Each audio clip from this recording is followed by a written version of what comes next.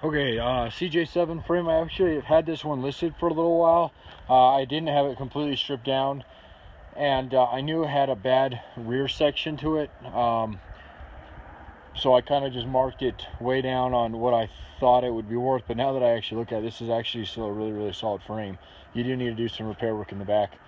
You can either reinforce it or you can just replace it. We might even have the section you might, if you do decide you want to replace it. But the frame, other than that, is nice and clean and straight, and it's rust free. It's got some studs that broke off in it, so I have to pop those out. So a little bit of prep work in it. But the frame down, the rails and everything are real nice and solid.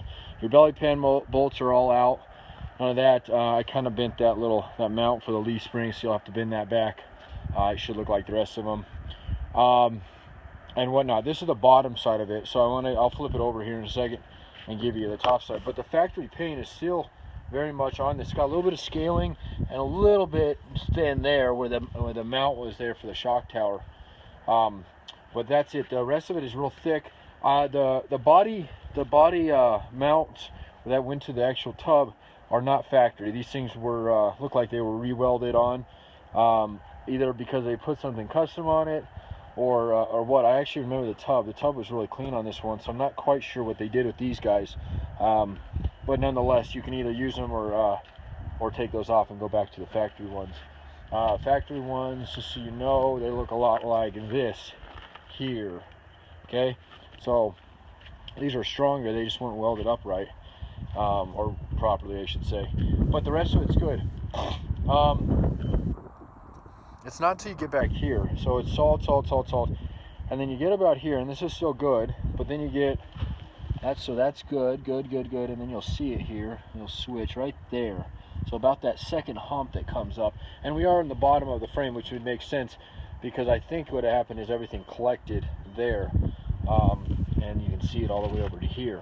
But the rest of it, like I said, is super solid. So it's extremely cheap. This frame is listed for like $800 plus shipping, and which is about $1,000 under what we normally sell a grade A frame for. So it kind of depends. If you're good at stuff like this and you want to lop that off, or you want to reinforce it, or depending on what you're dealing with, you might have a really bad frame. The factory paint's still on this thing, very much so. So I'm going to put the camera down just for a second and flip this guy over. You'll hear a bang here in a second as I flip it. You'll be seeing the sky, and then I'll show you the top side, and then we'll be done with the video on this guy.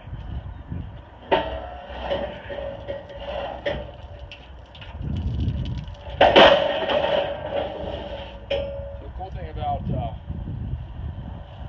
CJ and YJ frames is that they're actually fairly light. One person can get them flipped over. Two people can hoist them out. So here's top side of it. Again, you can really see how bad that is, and so that would be facing down, and it just rotted right out the bottom of it. Top of it is actually nice and solid.